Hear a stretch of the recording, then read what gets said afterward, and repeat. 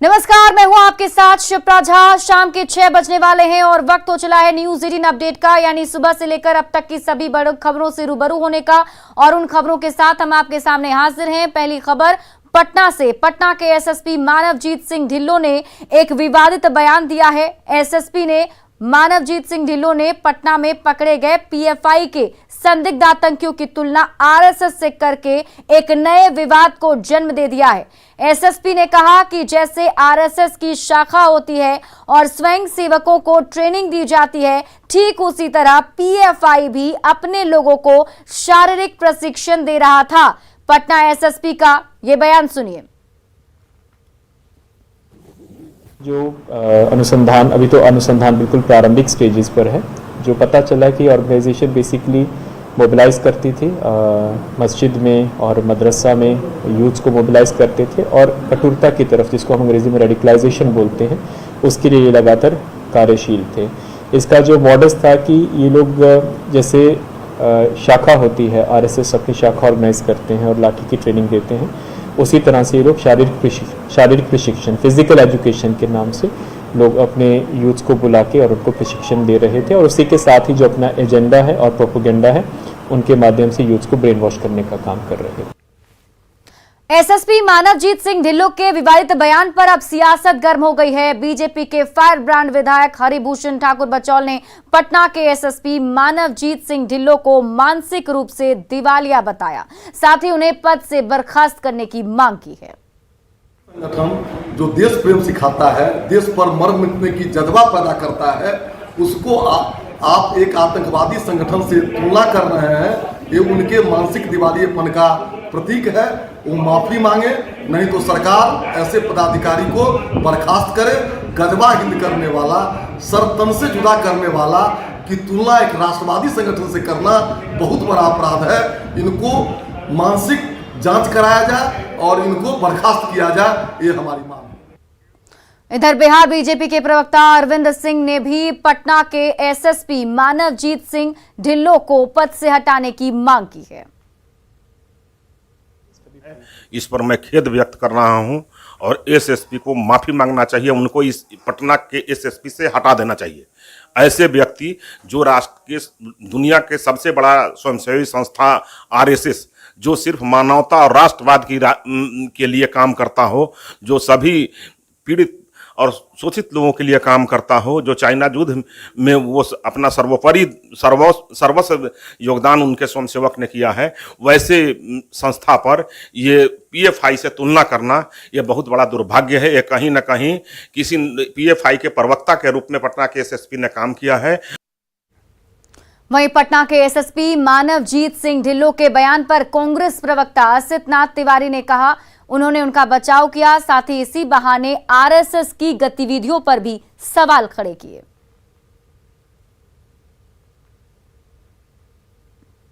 देखिए, पटना एसएसपी जो हैं वो सीनियर आईपीएस ऑफिसर हैं और बेदाग हैं, उन पर कोई दाग नहीं है।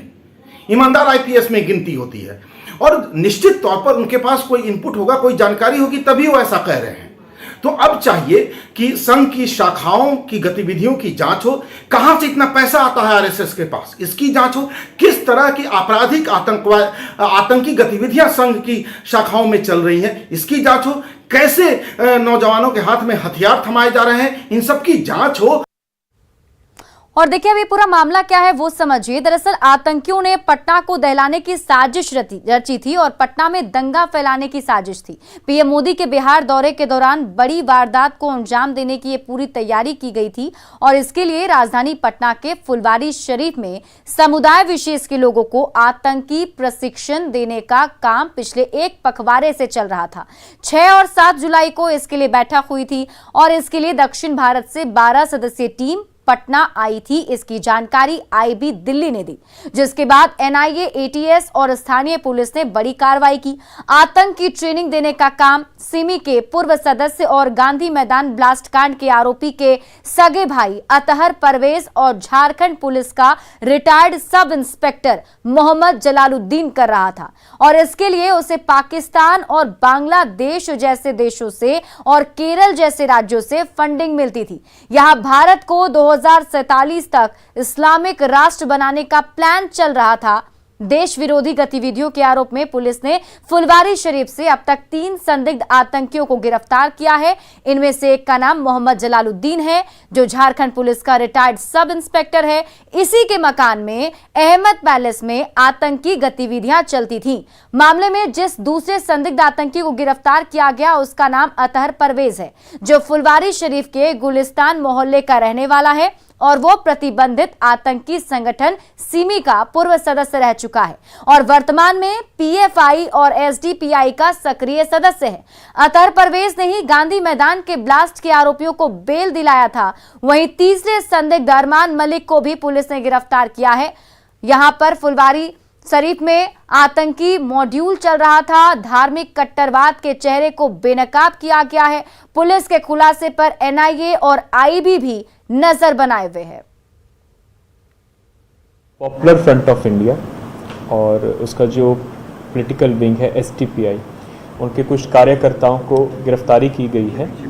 मामला ये था कि हम लोगों को कुछ इनपुट्स प्राप्त हो रहे थे कि एक जगह है फुलवारी में नया टोला अहमद पैलेस करके, उसके जो मालिक मकान है मोहम्मद जलालुद्दीन, ये पहले झारखंड पुलिस में सब इंस्पेक्टर रहे हुए और वहाँ से सेवानिवृत्त हुए हैं, कि इनके मकान में एक ऑर्गेनाइजेशन, तब तक ऑर्गेनाइजेशन की हम लोगों को जानकारी नहीं थी कि कुछ लोग वहाँ पे मीटिंग्स करते हैं और मीटिंग्स के माध्यम से धार्मिक कठोरता और जिसको हम अंग्रेजी में बोलते हैं रेडिकलाइजेशन, वो करने का प्रयास कर रहे हैं। तो इसी क्रम में हम लोगों को पता चला कि 6 और 7 जुलाई के बीच में 10-12 लोग अन्य राज्यों से आकर, विशेषकर तमिलनाडु और केरल से आकर वहाँ पे मीटिंग लिए हैं और कुछ लोगों को शारीरिक प्रशिक्षण दिए हैं। बिल्कुल नॉर्मल कोई आर्म्स का प्रशिक्षण नहीं बल्कि शारीरिक प्रशिक्षण दिए हैं। पटना के फुलवारी शरीफ के नया टोला में एक मकान में देश विरोधी गतिविधियों को अंजाम देने के लिए चल रही ट्रेनिंग के खुलासे के बाद एक तरफ जहां पटना पुलिस समेत विभिन्न एजेंसियां एक्शन मोड में दिख रही हैं, वहीं दूसरी तरफ इस पूरे मामले को लेकर इलाके में भी सनसनी फैली है। लोग इस खुलासे के बाद से काफी हैरानी जता रहे हैं। ग्राउंड जीरो से और अधिक जानकारी दे रहे हैं न्यूज 18 संवाददाता संजय कुमार। पुलिस ने एक बड़ा खुलासा किया है कि फुलवारी शरीफ इलाका के नया टोला में, जहां इस वक्त हम खड़े हैं, जो अहमद पैलेस है, यहां पर मार्शल जो आर्ट है उसकी ट्रेनिंग की आड़ में देश विध्वंसक गतिविधियों को अंजाम दिया जा रहा था और कई युवाओं को बरगलाकर एक ट्रेनिंग दी जा रही थी और उसके कई मकसद थे। मसलन 2047 तक भारत को इस्लामिक राष्ट्र बनाना, देश विरोधी गतिविधियों में शामिल होना, एक समुदाय विशेष के विरोध में काम करना और इस इलाके को बदनाम करना, तमाम तरह के जो एजेंडे थे वो थे। कई डॉक्यूमेंट्स रिकवर करने के दावे किए जा रहे हैं पटना पुलिस की तरफ से, कई झंडे बरामद करने की बात कही जा रही है और 2 शख्स गिरफ्तार किए गए हैं, एक अतहर हैं और एक झारखंड पुलिस के सब इंस्पेक्टर हैं रिटायर्ड, जो यहाँ पर रहते थे और यहाँ पर इस तरह की एक्टिविटीज़ को अंजाम दे रहे थे। इस वक्त हम इस इलाके में हैं और इस इलाके में इस बात की सूचना मिलने के बाद बहुत सारे लोग इकट्ठे हैं। जो स्थानीय विधायक हैं वो भी यहाँ मौजूद हैं, हम इन्हीं से बात करते हैं। आपके इलाके की ये बात आई है, कितना बड़ा ये खुलासा आप मानते हैं? जलाल साहब का जो किराए पर जो अतहर नाम के आदमी को दिया है, अब अंदर में क्या कर रहा है क्या नहीं कर रहा है, बल्कि छोटी सी दुकान है, कोई फैलाव वाली भी नहीं है, कोई आतंकवादी गतिविधि कर रहा है, गुंडागर्दी कर रहा है, तो हम कितना देखते रहेंगे। हमने बजाबते एग्रीमेंट किया है, नाम पता लिख रहा है, कोई अगर गतिविधि होगी तो पकड़ेंगे ना उसका। बजाबते यहाँ के पुलिस को, एएसपी को एग्रीमेंट की पेपर दिए गए है, बजाबते सीडी दिया गया, 10-10 गो सीसी कैमरा लगा हुआ है, उस सब को दिया गया साच के। परिवार के लोग कल से भूखे हुए हैं कि अगर मेरे भाई साहब के, मेरे वालिद का अगर कोई अपराध कर्म में संलिप्तता है तो साक्ष्य प्रस्तुत करे। प्रवास से लड़ने का काम किए, भेलवा घाटी में जनसंहार हुआ, आतंकवादी लोग किया था, जिस पर लड़ने का काम किए जलाल साहब, ये आतंकवाद को भगाने का काम किए हैं। इस मामले में आपकी क्या रिस्पॉन्सिबिलिटी है? मैं जलाल साहब के बारे में दावे के साथ कर रहा हूं कि वो निर्दोष हैं। पुलिस उस पर पूरे मामले की जांच करे, दूध का दूध और पानी का पानी करे, उसमें कोई आपत्ति नहीं है, लेकिन जो सब इंस्पेक्टर को जिन आरोपों में गिरफ्तार किया गया है वो सही नहीं है। स्थानीय विधायक गोपाल रविदास फिलहाल न्यूज 18 से यह दावे करते नजर आ रहे हैं। दूसरी तरफ पटना पुलिस ने कई डॉक्यूमेंट्स पेश करने के दावे किए हैं। उनका कहना है कि कई चीजें रिकवर की गई। इस पूरे मामले में एक और चीज स्पष्ट है कि बिहार एटीएस और बिहार पुलिस मुख्यालय का दावा है कि झारखंड की जो पुलिस है उसका इस पूरे मामले में सहयोग लिया जाएगा ताकि जांच को आगे बढ़ाया जा सके। संजय कुमार, न्यूज 18, फुलवारी शरीफ, नया टोला। और इसी बीच झारखंड की राजधानी रांची से बड़ी खबर सामने आ रही है। द्रौपदी मुर्मू को जेएमएम का समर्थन मिल गया है। ये बड़ी खबर आपको बता रहे हैं। जेएमएम राष्ट्रपति चुनाव में द्रौपदी मुर्मू का समर्थन करेगा। एनडीए से प्रत्याशी हैं द्रौपदी मुर्मू और जेएमएम ने समर्थन करने का ऐलान कर दिया है। जेएमएम के विधायक और सांसद द्रौपदी मुर्मू के पक्ष में वोट करेंगे। जेएमएम अध्यक्ष शिबू सोरेन ने यह फैसला सुनाया है। आपको बता दें कि 18 जुलाई को राष्ट्रपति पद का चुनाव है और इस वक्त जो बड़ी खबर वो ये कि जेएमएम की तरफ से समर्थन द्रौपदी मुर्मू को किया जाएगा। हमारे सहयोगी अविनाश अधिक जानकारी के साथ जुड़े हुए। अविनाश, हालांकि ये पहले से ही तय लग रहा था कि शायद जो जेएमएम का स्टैंड है वो द्रौपदी मुर्मू के पक्ष में होगा और शायद इसी वजह से देर से ऐलान किया गया।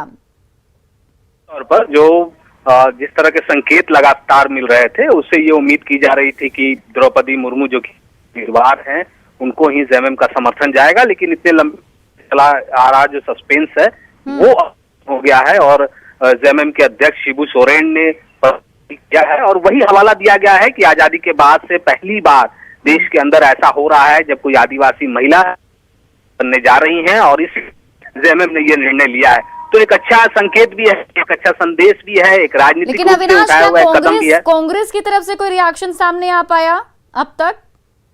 नहीं, देखिए कांग्रेस की तरफ से अभी रिएक्शन सामने नहीं आया है, लेकिन यहाँ बताना जरूरी है कि आपको पता है कि 16 जुलाई को यशवंत सिन्हा आ रहे हैं और कांग्रेस के विधायकों के साथ, सांसदों के साथ उनकी बैठक होनी है। आज सुबह ही जेएमएम की तरफ से भी जो प्रतिक्रिया आई थी उसमें कहा गया था कि अगर यशवंत सिन्हा आएंगे मिलने के लिए एक उम्मीदवार के तौर पर तो उनका स्वागत है। लेकिन उससे ठीक पहले अब ये जो आदेश आ गया है शिबू सोरेन का, स्पष्ट तौर पर अब जेएमएम के 30 विधायक और 3 सांसद द्रौपदी मुर्मू के पक्ष में अपना मतदान करेंगे जो एनडीए की उम्मीदवार है। क्या इस फैसले का कुछ असर आप लगता है आपको कि झारखंड की राजनीति पर खास तौर पर हो सकता है?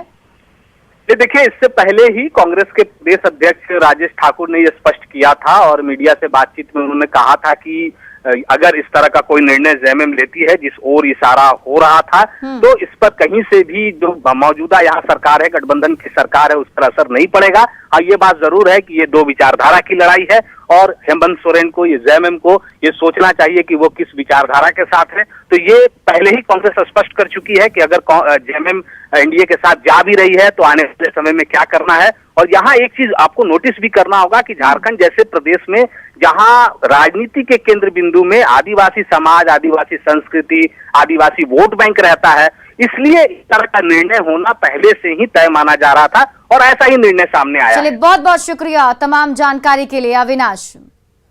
बढ़ते हैं आगे। जमुई में बैंक के सामने से बाइक चोर बाइक को लेकर चंपत हो गए। घटना सिकंदरा थाना की है, जहां सिकंदरा बाजार स्थित बैंक ऑफ इंडिया के पास खड़ी बाइक को बाइक सवार लेकर फुर हो गए।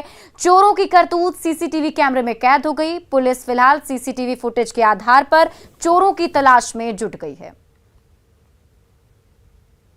और ये सीसीटीवी फुटेज हम आपको आपके टीवी स्क्रीन पर दिखा रहे हैं। देखिए, उस वक्त घटना जब घटी उस वक्त के सीसीटीवी फुटेज है। यहाँ पर आप देख पा रहे होंगे बाइक पहले से ही वहां पर लगी हुई है और इसी बीच वहां 2 युवक जो है आपको आते हुए दिखाई दे रहा होगा। और देखिए, एक युवक ने बाइक में चाबी डाली और वहां से बाइक को निकाला और वहां से लेकर फुर हो गए। लखीसराय में अवैध अतिक्रमण पर प्रशासन का बुलडोजर चला है। घटना रामगढ़ चौक थाना के बिल्लो गांव की है, जहां अमृत सरोवर योजना के तहत पोखर की जमीन पर अतिक्रमण कर बनाए गए मकान पर बुलडोजर चलाया गया। प्रशासनिक टीम को अतिक्रमणकारियों के विरोध का भी सामना करना पड़ा, लेकिन प्रशासन ने लोगों को समझा बुझाकर अतिक्रमण को मुक्त करवाया।